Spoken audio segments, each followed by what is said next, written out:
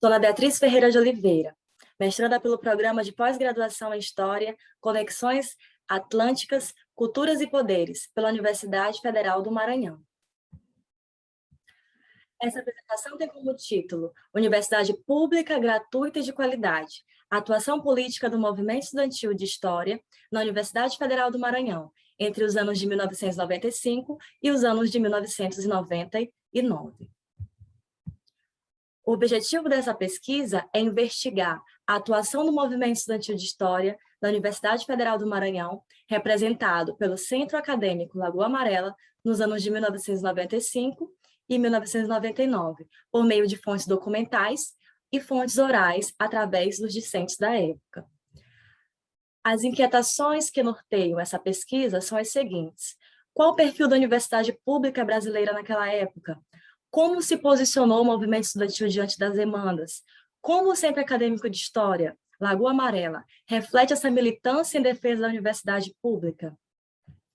Para entendermos o cenário do movimento estudantil naquela época, é necessário entender a universidade pública no Brasil, que dialogava sobre direitos humanos e cidadania, conceitos pautados na Constituição Federal de 1988, que naquele momento estava recém-aprovada, depois de um longo período de ditadura militar ocorrida no Brasil, entre os anos de 1964 e 1984.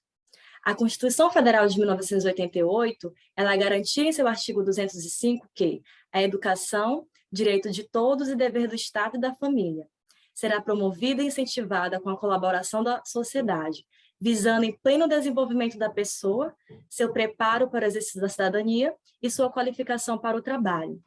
Então, a partir dessa Constituição Federal, o ensino deveria ser ofertado pelo Estado.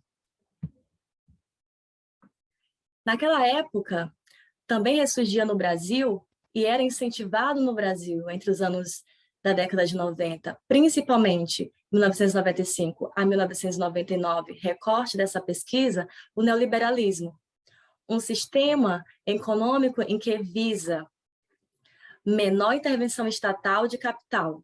E as universidades, elas foram também atingidas por tal política. A política educacional, ela passou por um processo do neoliberalismo, onde o investimento foi menor na educação pública, onde a universidade passou a ser inserida numa lógica de mercado, onde os cursos eram promovidos visando mão de obra, e, ao mesmo tempo, houve o aumento de diversas universidades privadas. Aqui ao lado eu trago uma charge do acervo do Centro Acadêmico Lagoa Amarela, em que ela simboliza as universidades públicas sendo privatizadas.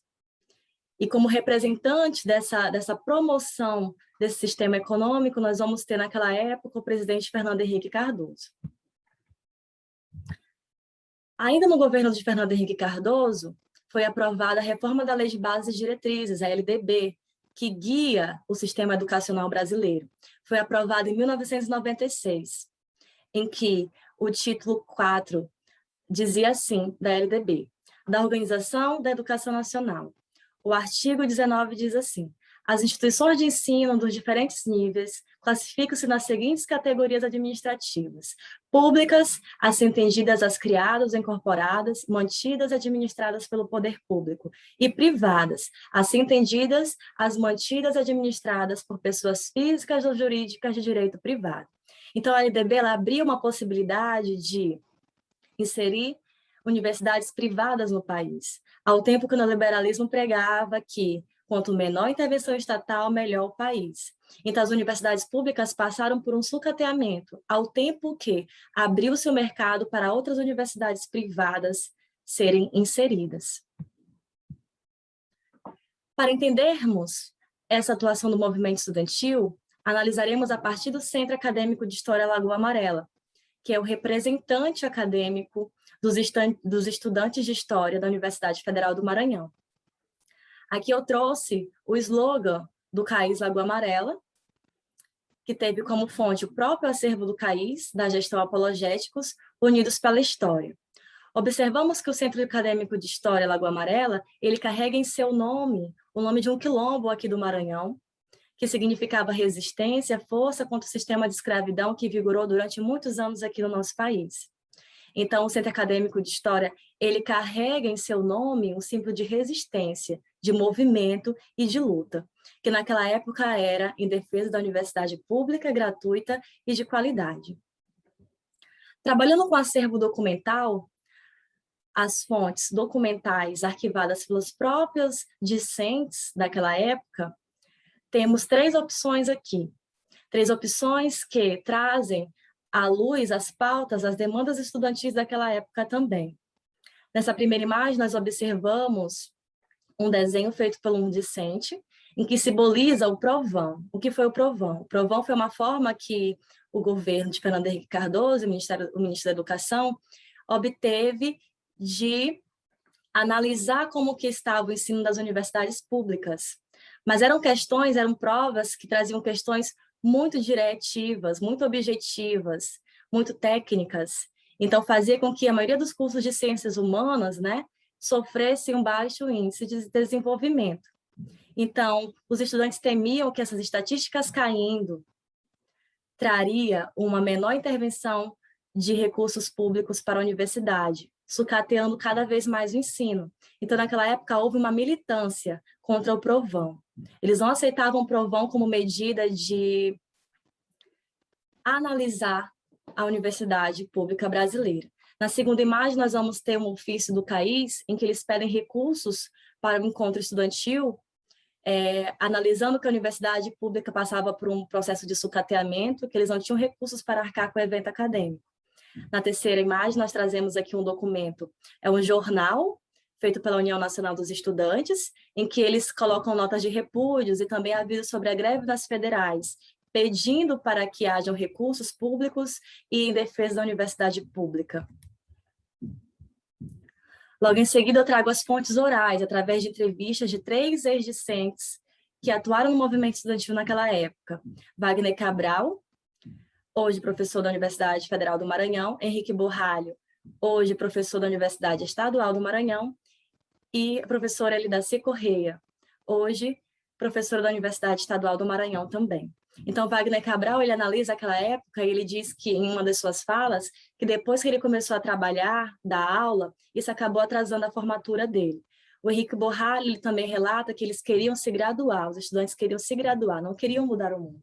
Elidaci, ela retrata que os meninos mais atuantes, né, no movimento estudantil, eram os que tinham mais tempo para as vivências acadêmicas. Ela diz que tinha a impressão que era mais isso. Os mais velhos da turma era trabalho, faculdade e trabalho. Então, nessas falas, nós observamos também que a lógica de mercado inserida nas universidades também modificou o movimento estudantil, porque os estudantes queriam formar para atuar, trabalhar, produzir. Então, não se tinha tanto tempo para se envolver em pautas acadêmicas de militância estudantil. Então, essa lógica de mercado, de privatização, também afetou o corpo discente, afetou o movimento estudantil. Aqui coloco um outro documento também do acervo do CAIS, Lagoa Amarela, em que é um impresso da União Nacional dos Estudantes, que é representante oficial dos estudantes aqui no Brasil, e ganhou essa legalidade também na Constituição Federal de 1988, né, após um longo período de militância contra a ditadura militar. Então, nesse impresso, é colocado que une nas ruas um clima de chega FHC. Eles não queriam, não aceitavam mais o presidente neoliberalista que estava sucateando as universidades públicas. Então, o professor Henrique Borralho, ele analisa em uma das suas falas a seguinte questão. Iniciava uma agenda neoliberal, né, que colocava o país finalmente nos trâmites da lógica da política liberal que vinha o FHC. Embora com lógica de estabilidade econômica, a partir do plano real, mas também com uma pauta agressiva em relação às políticas públicas. Entre elas, afetava a universidade. Então, novamente, essa lógica do mercado afetando a universidade pública, o sucateamento. Em 90, não tínhamos nada. O centro acadêmico tinha que lutar por tudo, né? Era pouco, os estudantes eram pobres na década de 90, então não era tanto assim, era centavos como hoje. Então, ele demonstra também o perfil do corpo estudantil e a necessidade de se manter essa universidade pública para que o ensino superior no Brasil também crescesse, o acesso ao ensino superior. Então, diante de tudo isso, observa-se o quê? Que as universidades públicas, elas refletiram essa política neoliberal incentivada pelo presidente Fernando Henrique Cardoso naquela época, o movimento estudantil de história lutou pela universidade pública, gratuita e de qualidade. Observamos isso através do acervo documental, mas também das fontes orais, através das entrevistas com os herdiscentes. Observou-se que o CAIS Lagoa Amarela ele estava nessa rede de conexão, nessa luta a favor da universidade pública, gratuita e de qualidade. Aqui encerra essa fala com saudações históricas, que era a forma como os estudantes encerravam os seus ofícios, as suas comunicações naquela época. Com a seguinte fala: atualmente, ao descaso e desacato à ciência. Fazer ciência no Brasil é um símbolo de resistência. Cada vez mais, o desmonte do ensino público superior impossibilita estudantes ingressarem e continuarem optando pela carreira acadêmica. Conhecer, portanto, o perfil daquele movimento na metade dos anos 90 contribui para a memória da militância estudantil, mas também alarma a responsabilidade de continuarmos essa luta.